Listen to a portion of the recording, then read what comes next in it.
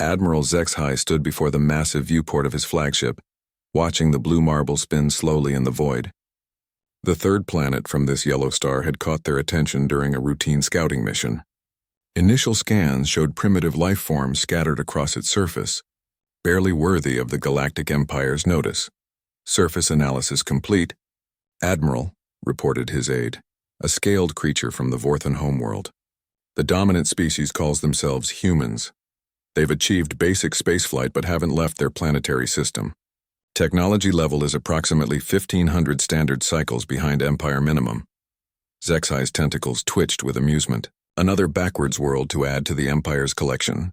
In his 3 centuries of service, he had overseen the integration of over 40 primitive civilizations. The process was always the same. Arrive, demonstrate superior power, accept surrender, establish mining operations, and move on. This Earth would be no different. The humans had split themselves into numerous small nations across their planet's surface, constantly fighting among themselves over resources and territory. Their weapons were crude chemical propellants that fired metal projectiles. They had no energy shields, no plasma weapons, no understanding of quantum mechanics beyond basic theory. Some of their warriors still fought with bladed weapons and used wheeled vehicles for transportation. Interesting, Zexhai mused, studying the tactical displays. They seem particularly fond of warfare. Look at these conflict zones scattered across every continent. The intelligence officer, an insectoid klaxon, buzzed forward. Yes, Admiral. Our cultural analysts note they've been in a state of near-constant warfare for their entire recorded history. They fight over everything: land, resources, belief systems, even skin color variations within their own species. Barbaric, Zexhai concluded, but perhaps useful. Warriors who enjoy fighting often make excellent slaves in our mining operations. Their aggression can be redirected toward more productive purposes. The tactical display showed Earth's military capabilities in detail. They had flying machines that moved through atmosphere, waterborne vessels, and land-based vehicles, all primitive, all easily defeated by even their oldest Imperial technology. The largest of their explosive devices could barely damage a single Empire transport ship. What's our standard integration timeline for a world of this development level?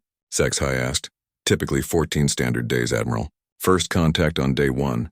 Demonstration of superior force on day 3, formal surrender by day 7, and full mining operations established by day 14.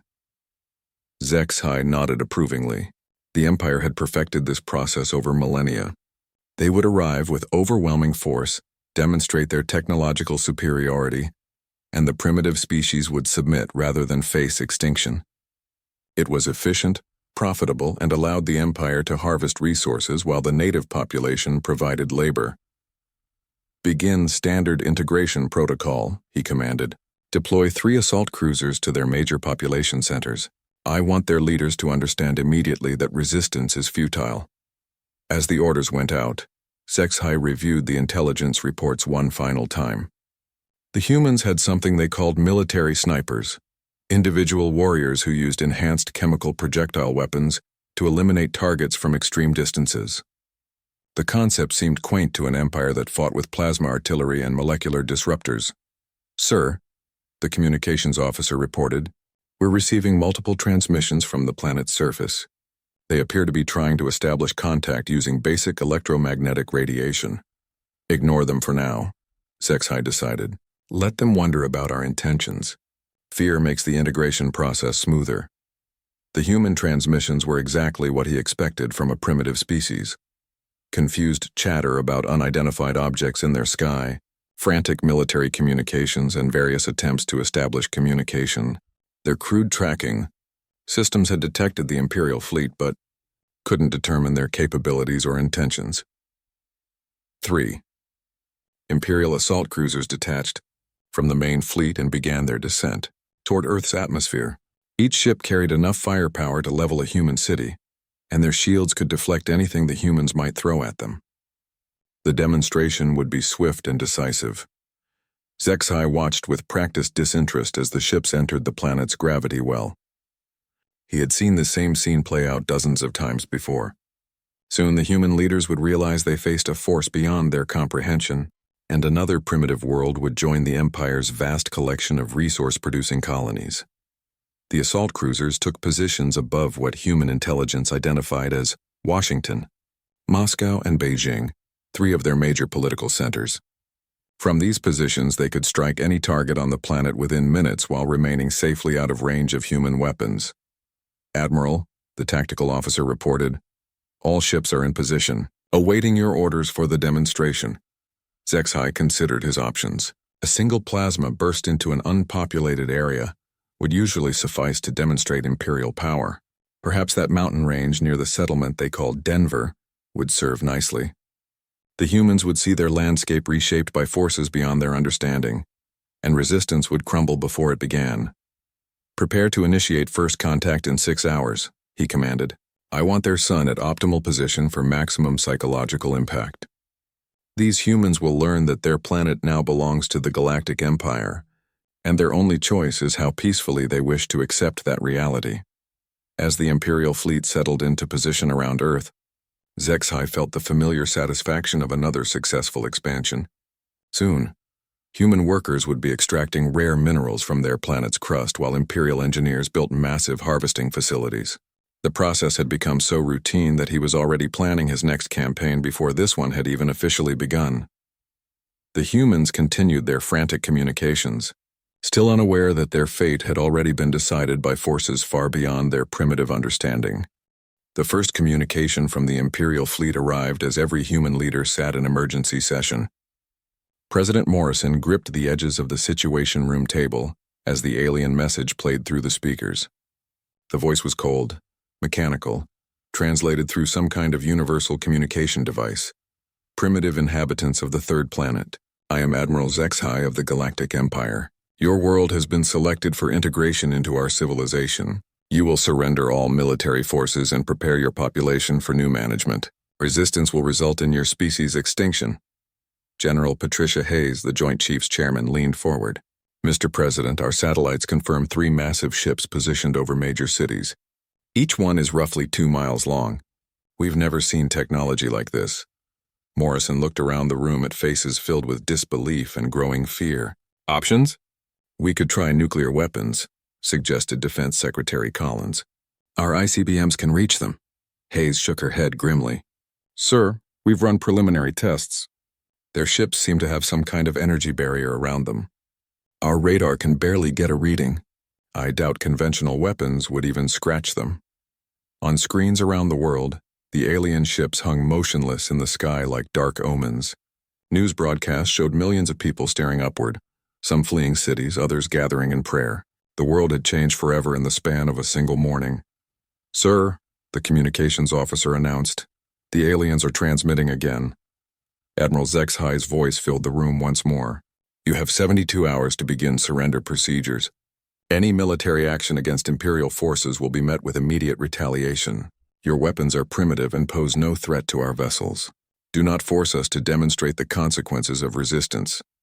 In the depths of the Pentagon, Colonel Marcus Webb studied intelligence reports with growing frustration. His Special Operations Command had been tasked with finding any possible weakness in the alien ships.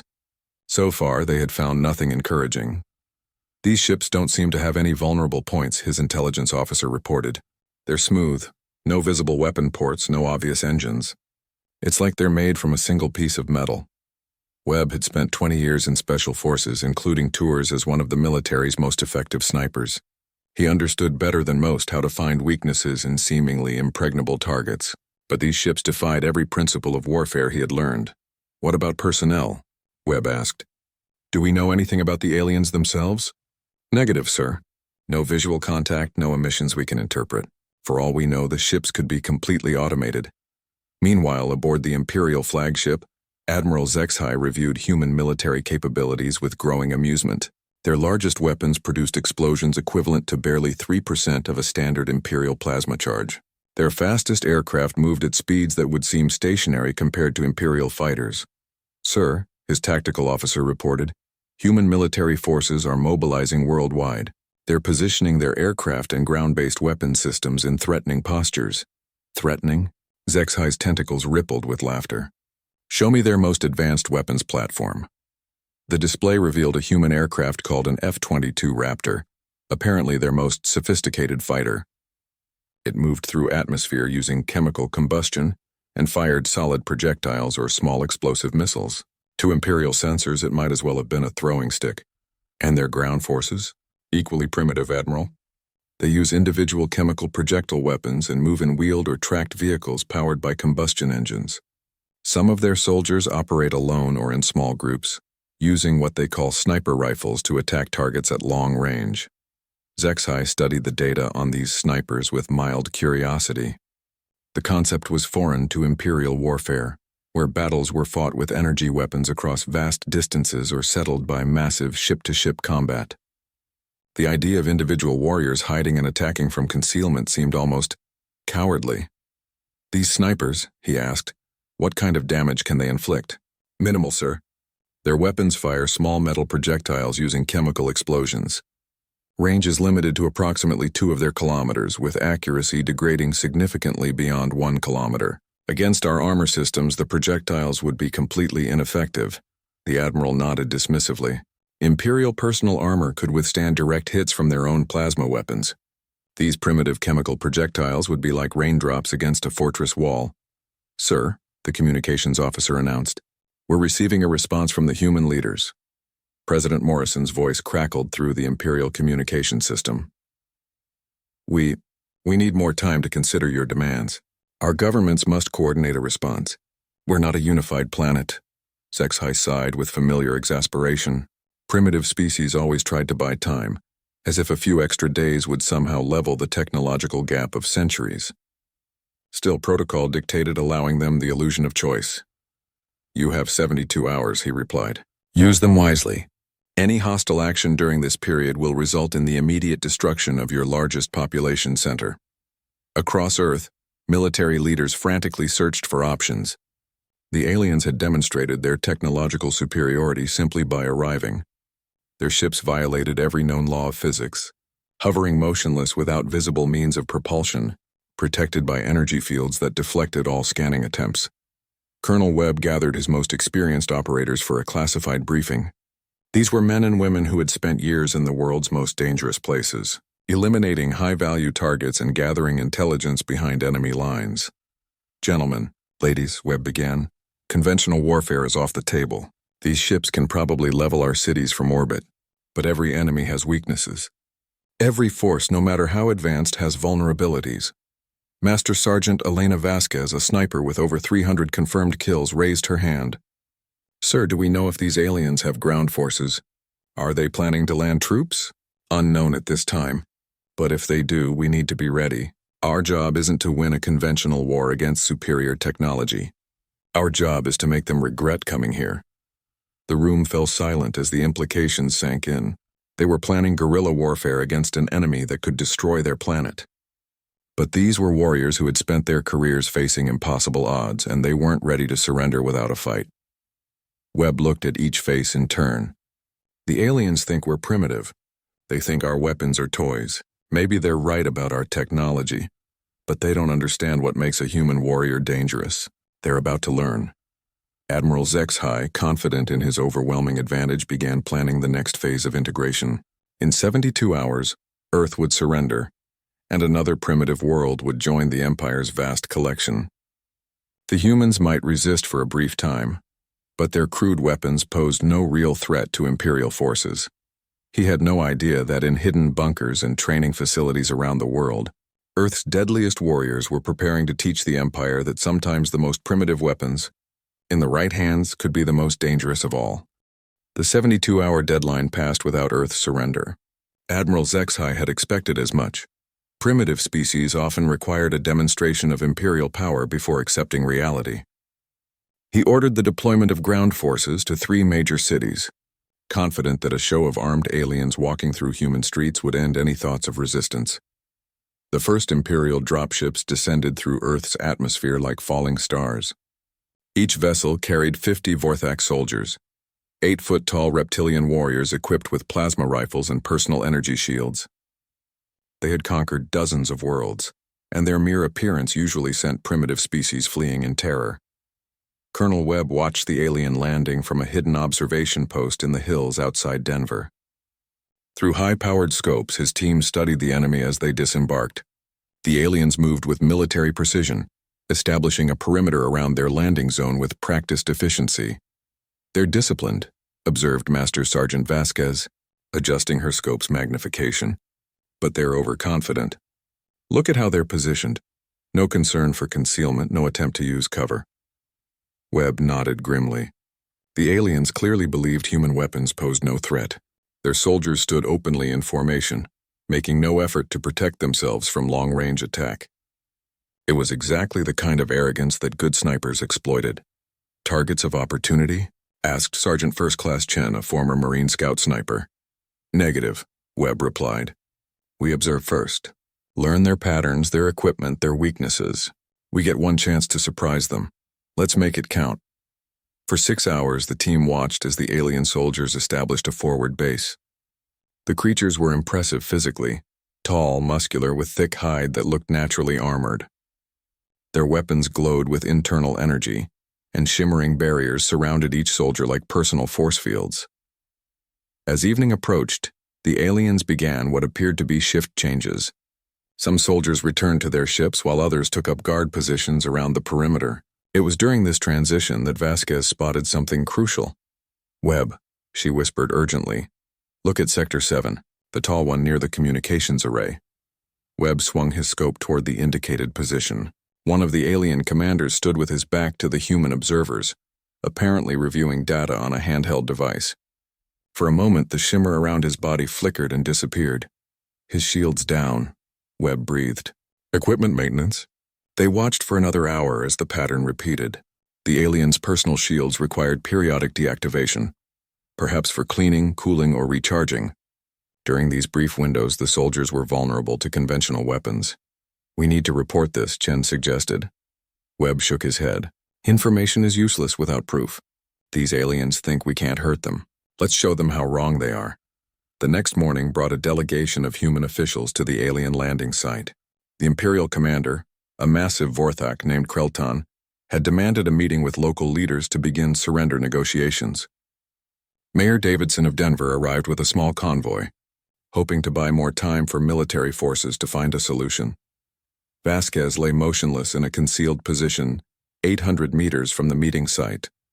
Her .338 Lapua rifle was perfectly zeroed, and she had calculated wind speed, temperature, and humidity down to the smallest detail.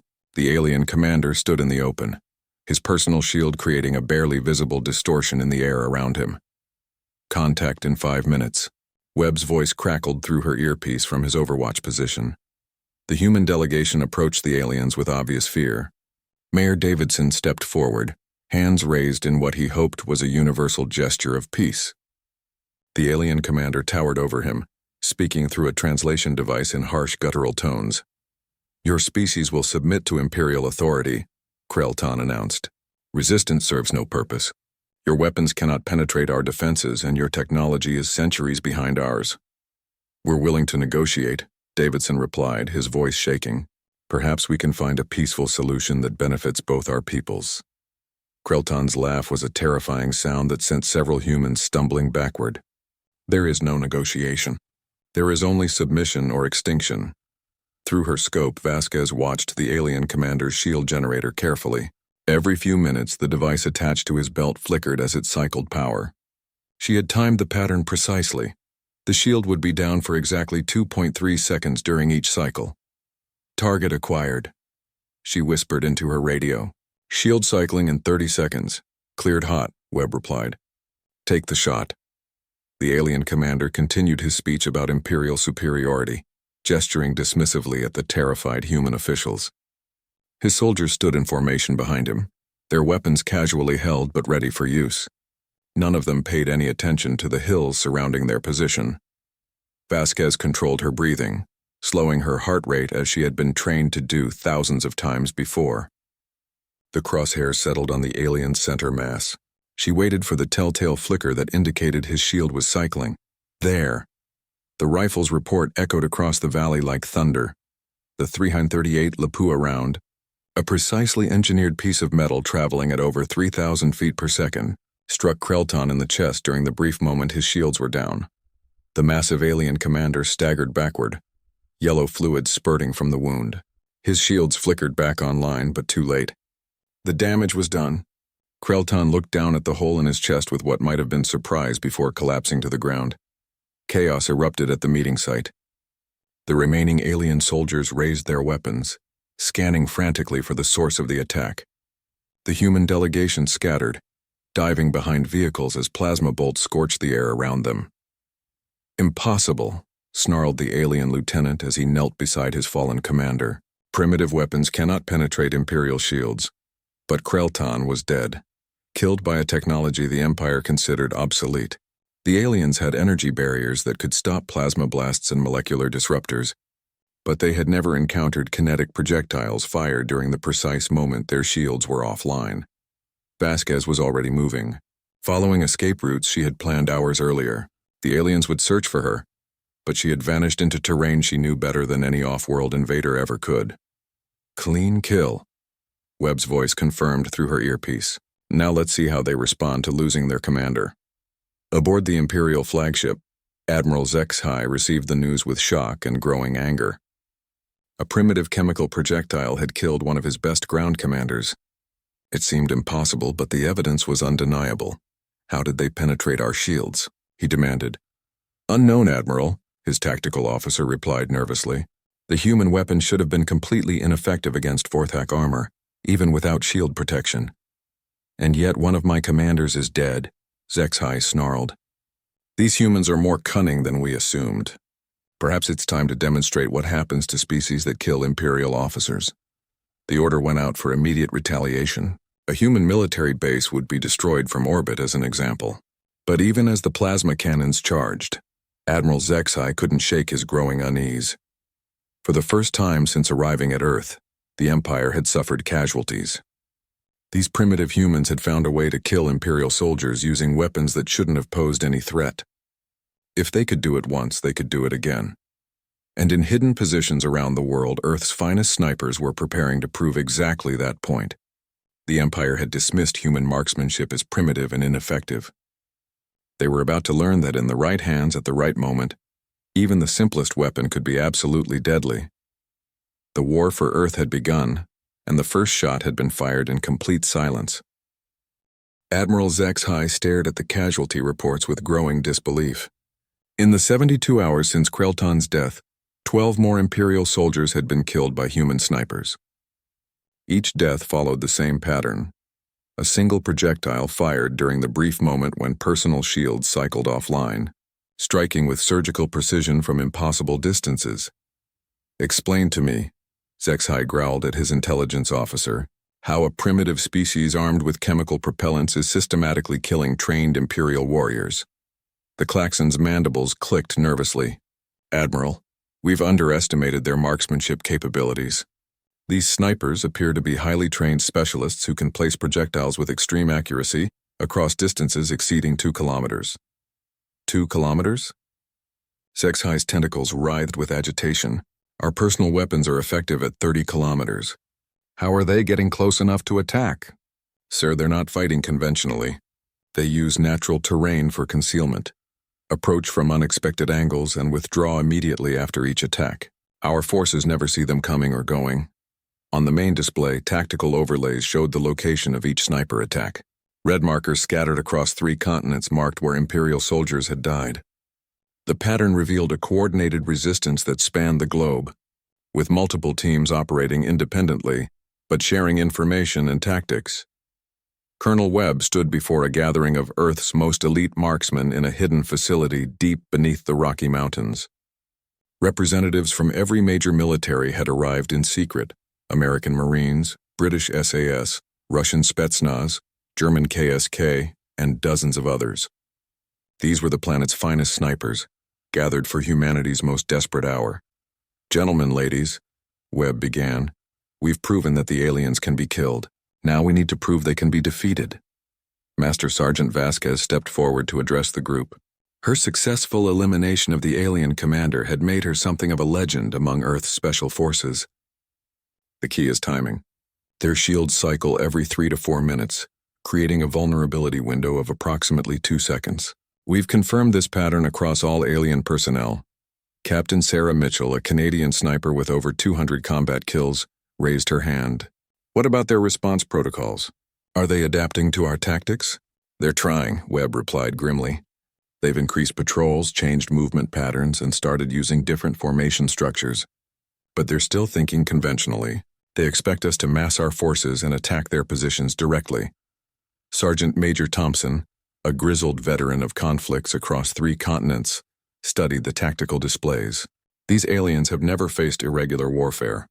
They're used to conquering species that fight like they do. Technology versus technology, force versus force. Exactly, Webb confirmed. They can't understand an enemy that refuses to stand and fight.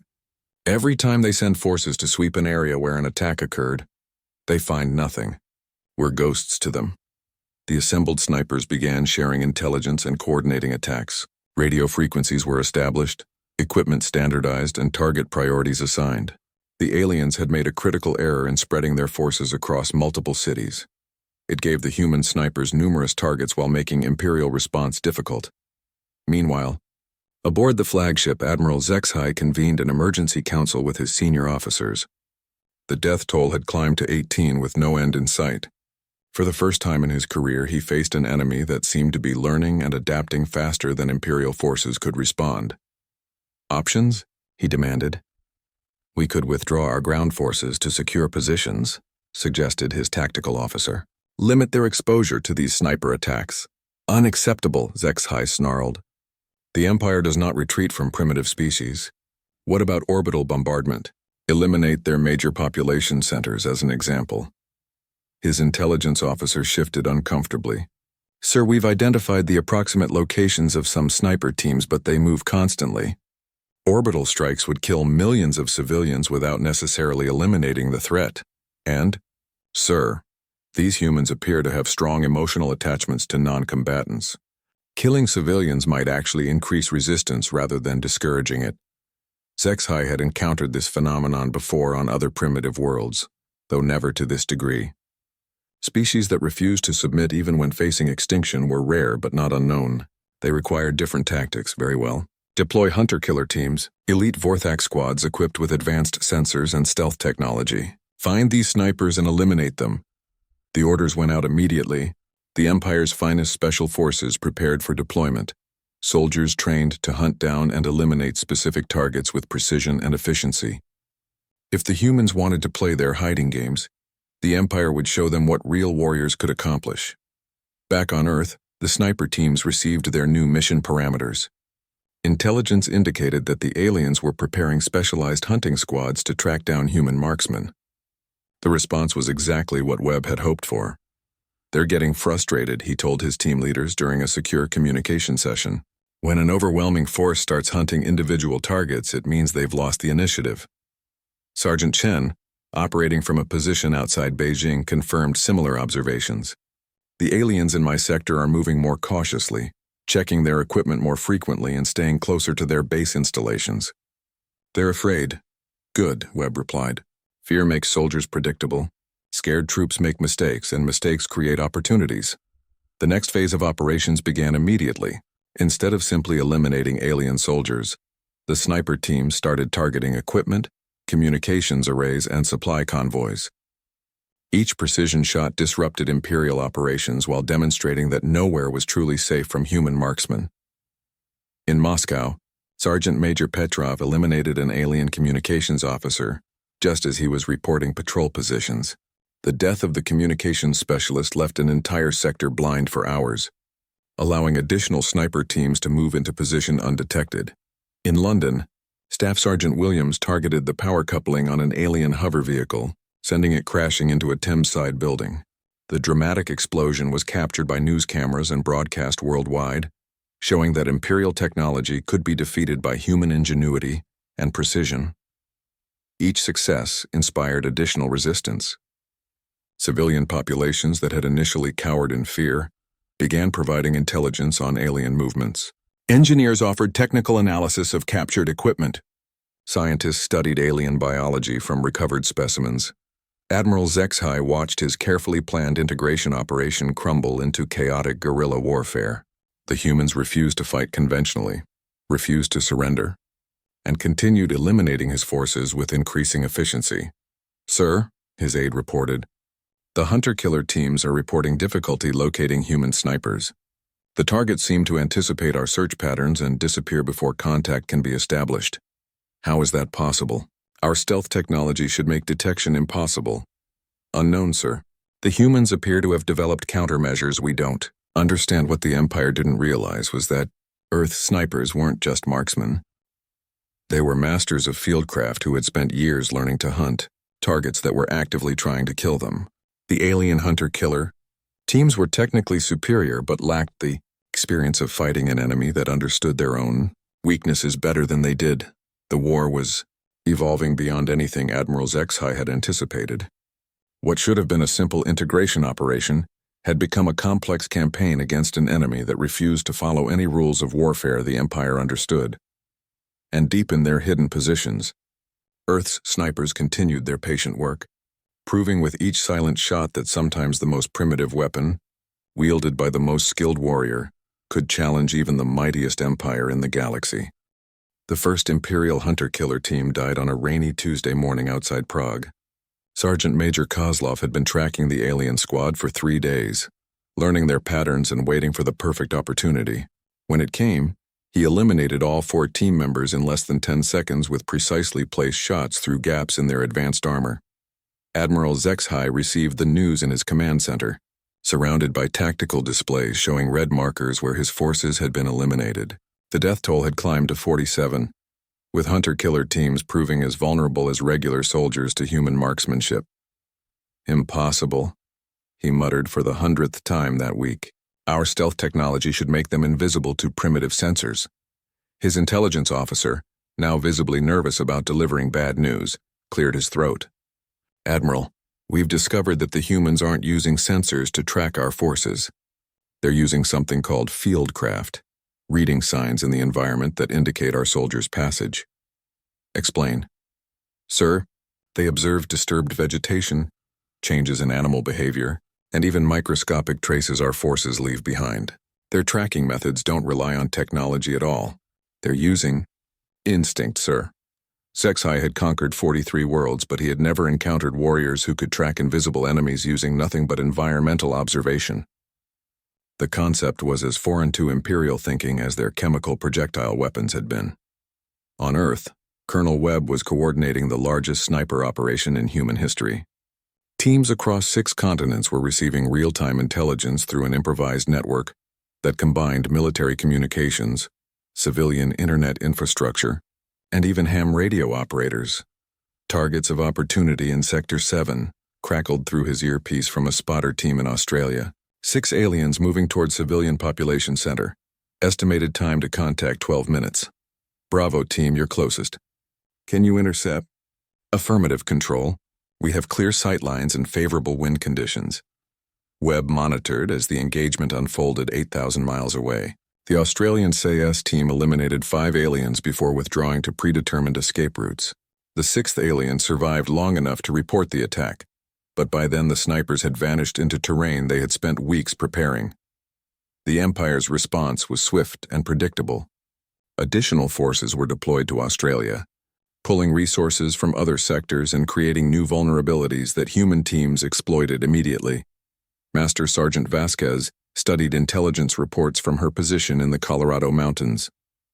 The aliens were learning, but slowly and at tremendous cost.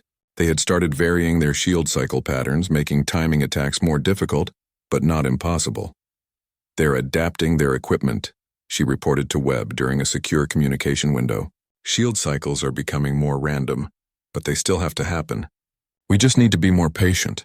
Patience was something human snipers understood better than any alien invader. They had spent years learning to wait for the perfect shot, sometimes lying motionless for days to eliminate a single high-value target.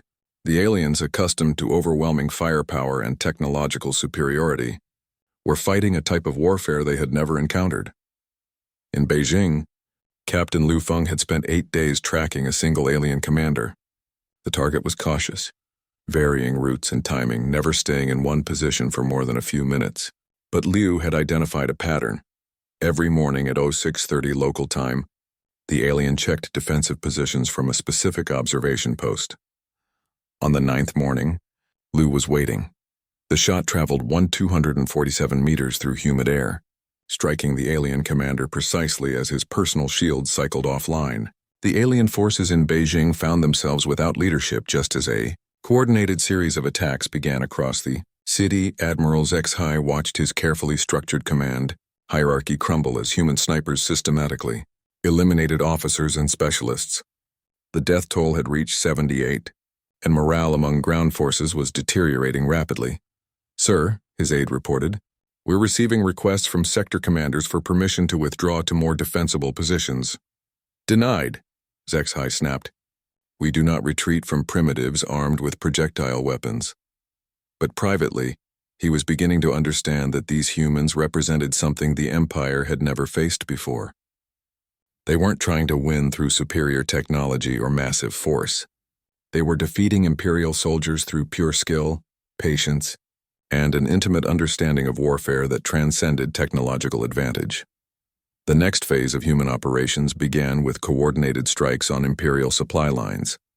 Sniper teams had observed that alien forces required regular resupply of energy cells for their weapons and equipment. These supply convoys, previously thought secure, became priority targets. Staff Sergeant Williams positioned himself along a supply route outside London, waiting for the daily convoy. When the alien vehicles appeared, he didn't target the soldiers. Instead, he placed precise shots into the energy storage units, causing spectacular explosions that destroyed entire supply loads while sending a clear message. Human marksmen could strike anywhere, anytime. Similar attacks occurred across the globe. Supply convoys found themselves under attack from invisible enemies, who struck without warning and vanished without trace. Imperial forces began experiencing equipment failures as energy cells ran low, and replacement parts became scarce. "Admiral," the logistics officer reported, "our ground forces are operating at 60% equipment efficiency due to supply line disruptions. If these attacks continue, we'll need to establish orbital resupply operations." "The cost?" HFY asked. "Astronomical, sir. We'd need to deploy additional ships, establish orbital platforms, and maintain constant patrols. It would require resources intended for 6 other integration operations."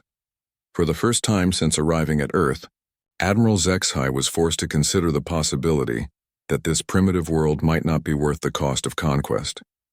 The humans were proving more expensive to subdue than entire star systems had been in previous campaigns. But the Empire's pride was at stake. Word of the difficulties on Earth was already spreading through Imperial command structure. If a primitive species could resist successfully, other worlds might attempt similar resistance. "Deploy additional forces," HFY ordered. "I want 3 assault divisions transferred from the Outer Rim. We'll overwhelm these humans with sheer numbers." "Sir, that will leave the Outer Rim undermanned. Regional commanders are already reporting increased piracy and rebellion activities. The Outer Rim is a secondary concern.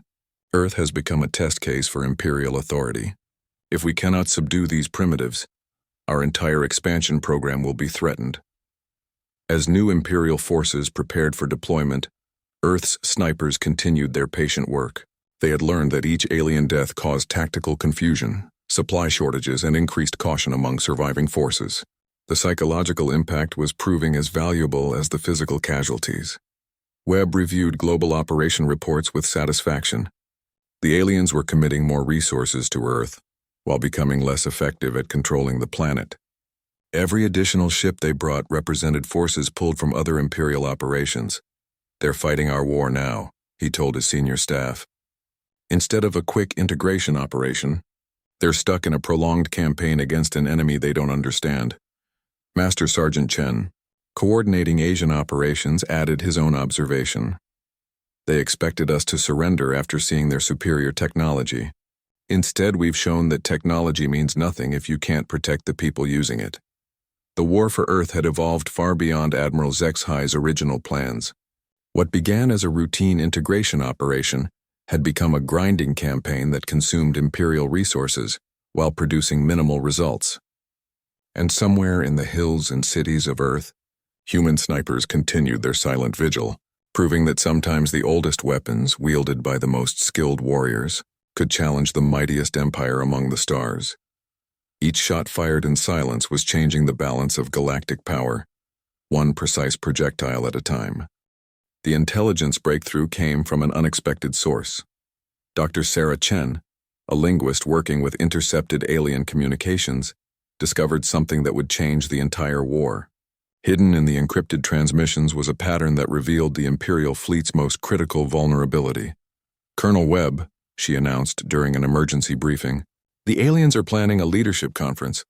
All sector commanders, plus Admiral Zexai himself, will be gathering at a surface facility tomorrow morning."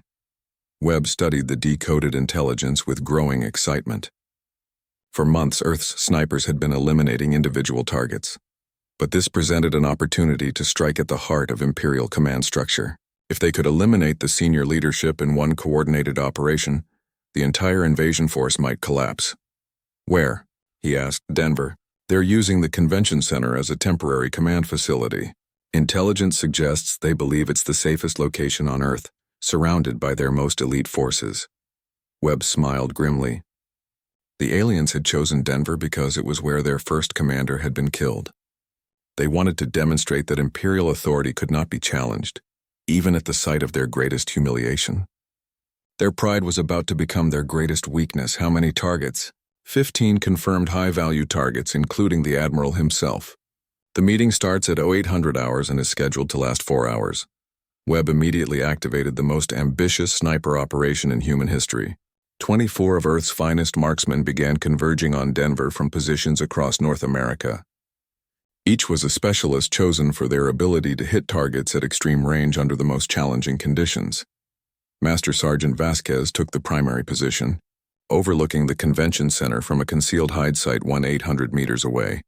Her target was Admiral Zexai himself, the alien who had ordered Earth's subjugation and caused the deaths of thousands of humans.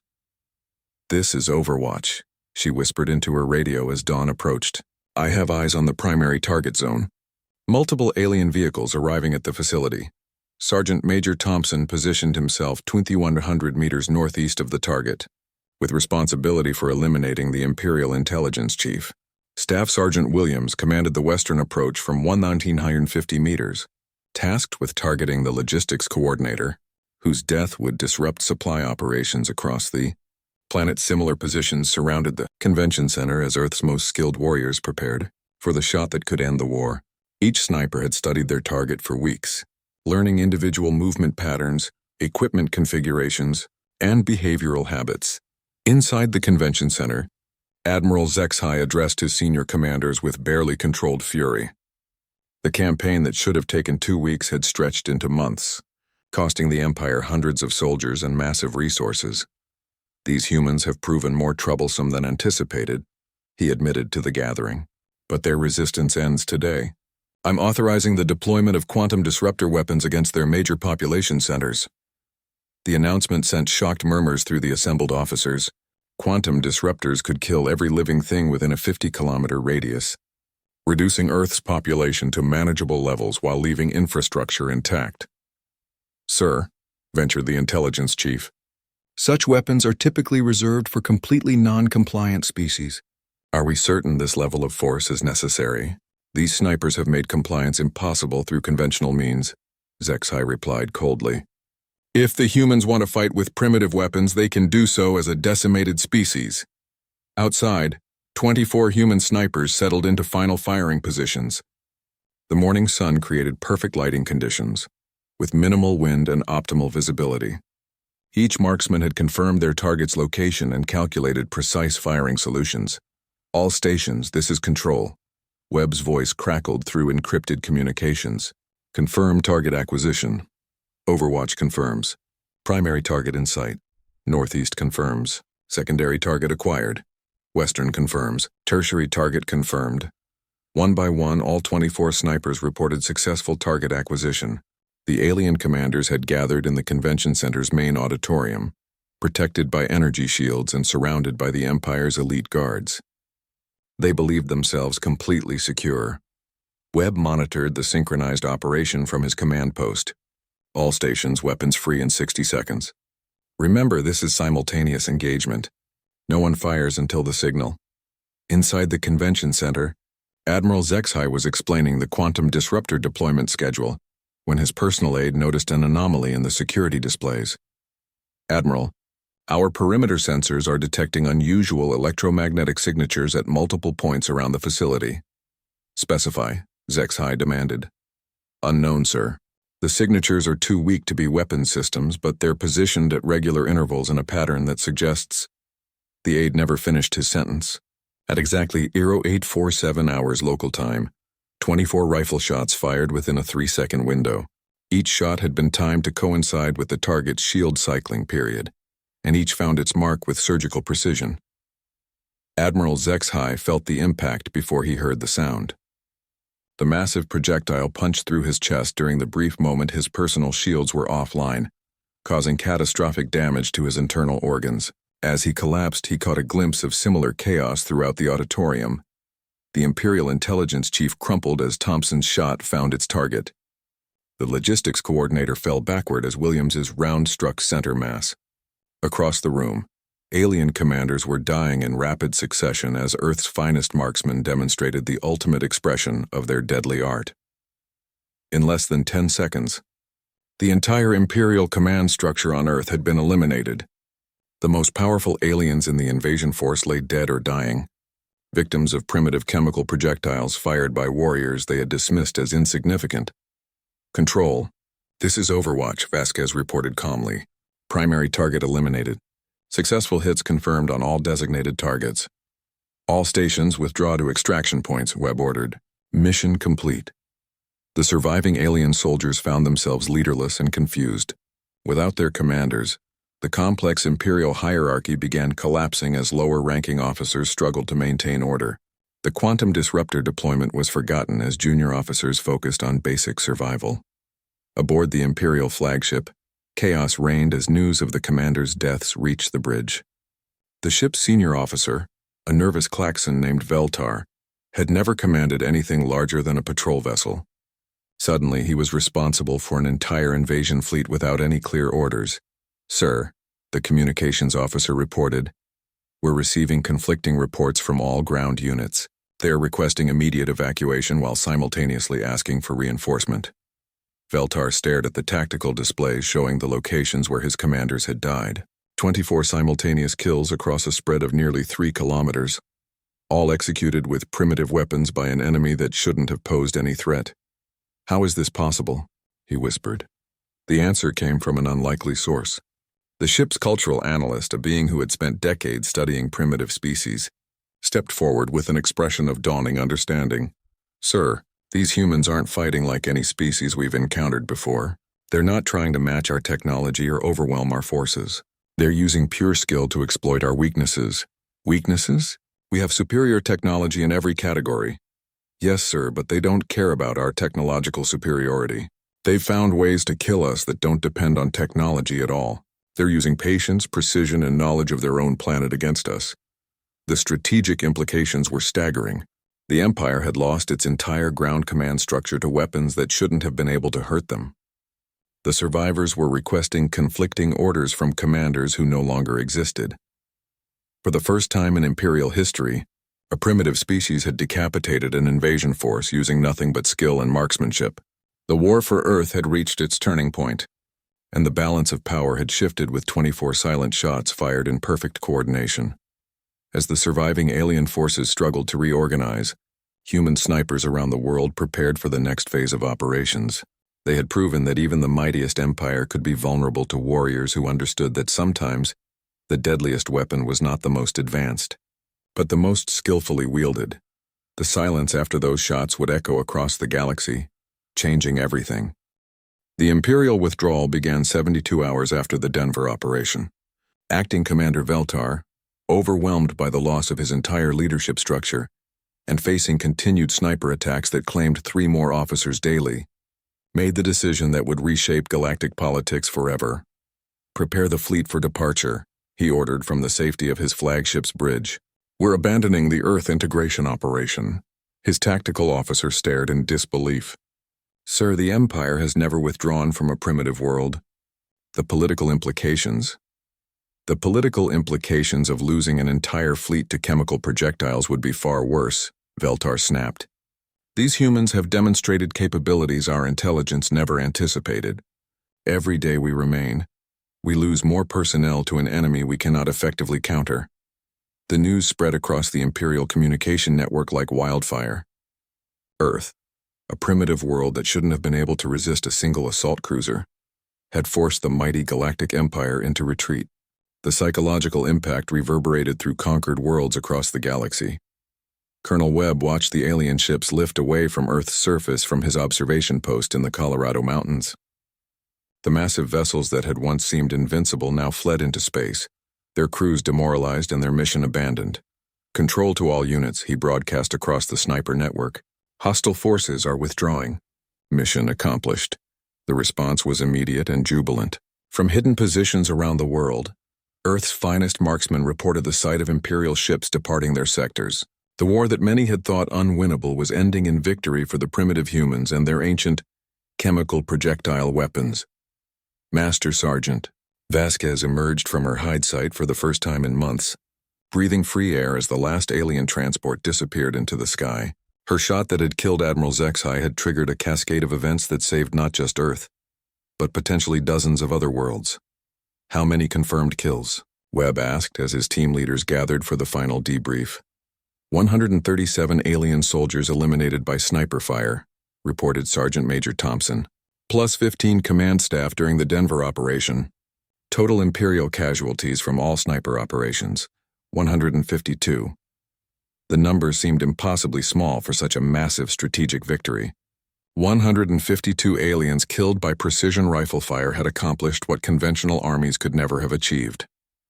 The Empire's most advanced invasion force had been defeated by warriors using weapons that were centuries old.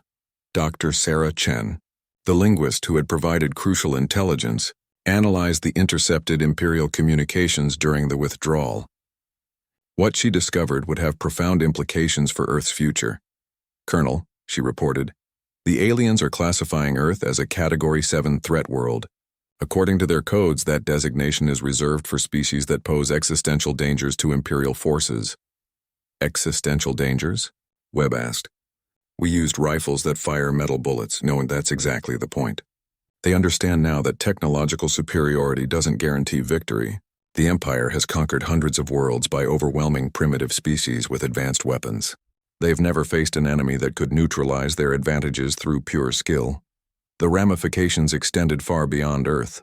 Across the galaxy, conquered species monitored Imperial communications with growing hope. If primitive humans could defeat the Empire, perhaps other enslaved worlds could find ways to resist as well. On Corax Prime, a mining world that had served the Empire for 50 years, workers began studying human sniper tactics through smuggled communication intercepts. The planet's rocky terrain and the slaves' intimate knowledge of mining tunnels created possibilities that Imperial overseers had never considered. Similar movements sparked on dozens of other worlds. The Empire's greatest fear was becoming reality. One successful resistance was inspiring others to attempt their own rebellions. The carefully maintained control system that kept hundreds of species subjugated was beginning to crack. In the Imperial capital, Emperor Zaxxon himself convened an emergency council to address the Earth situation. The massive chamber filled with representatives from across the galaxy, all seeking to understand how a primitive species had achieved the impossible. Explain to me, the Emperor demanded, how an entire invasion fleet was defeated by projectile weapons. The briefing that followed would change Imperial doctrine forever. Military analysts had studied every engagement, every sniper attack, and every tactical decision made during the Earth campaign.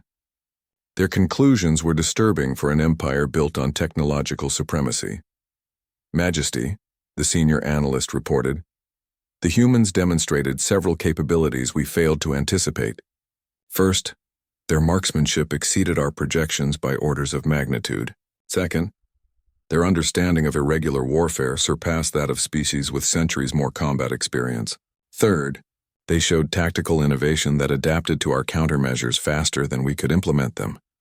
Are you telling me that primitives with chemical weapons are superior warriors to our trained soldiers? No, Majesty. I'm telling you that they fight in ways we've never encountered. They don't try to match our technology or overwhelm our forces. They find weaknesses in our systems and exploit them with surgical precision. The Emperor's advisors recommended immediate policy changes. Future integration operations would require extensive intelligence gathering about target species warfare capabilities, especially any history of irregular combat or precision marksmanship. Worlds with strong warrior traditions would be approached with significantly larger forces, but the damage was already done. Word of Earth's successful resistance had spread throughout the galaxy, carried by the very communication networks the Empire used to maintain control. Resistance movements that had been dormant for decades began showing new activity. Colonel Webb, now promoted to general, established the Earth Defense Corps, with a mandate to train defenders for any future alien threats. But more importantly, he began reaching out to other species interested in learning human sniper tactics. We've proven that skill can triumph over technology, he told the first class of interspecies students that arrived via secret channels. Every species that wants to remain free needs to understand that the most advanced weapon means nothing if you can't protect the person using it. The training programs that followed would seed resistance movements across the galaxy. Human instructors taught alien students the patience of the sniper, the importance of terrain knowledge, and the psychological warfare that came with invisible enemies who could strike without warning. Master Sergeant Vasquez found herself training a Caraxian mining engineer named Thelkar, whose people had planned their own uprising against Imperial forces. The aliens' natural ability to read rock formations translated perfectly to fieldcraft and camouflage techniques. Your people hide in caves and tunnels, she told him during a training session. That's not hiding, that's using terrain advantage. Every environment has characteristics that can be exploited by someone who understands them better than their enemy. 6 months after the Imperial withdrawal from Earth, the first copycat attack occurred on Corax Prime. A mining overseer was eliminated by a precisely placed projectile fired from a concealed position in the tunnel network. The shot was fired by Thelkar, using techniques learned from human instructors. The attack was followed by dozens of others across multiple worlds. The Empire found itself facing a new type of warfare that their advanced technology couldn't counter. Invisible enemies who struck without warning and vanished without trace were disrupting operations on worlds that had been pacified for generations. Emperor Zaxxon was forced to acknowledge the new reality.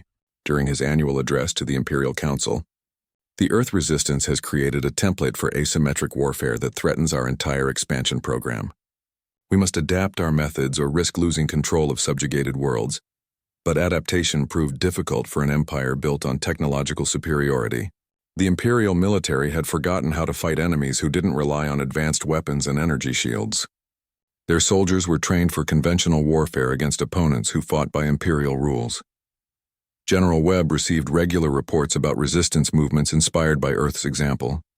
Each successful attack against Imperial forces was a victory for the principle that skilled warriors could challenge any enemy, regardless of technological disparity. We didn't just save Earth, he told President Morrison during a classified briefing. We changed the balance of power in the galaxy.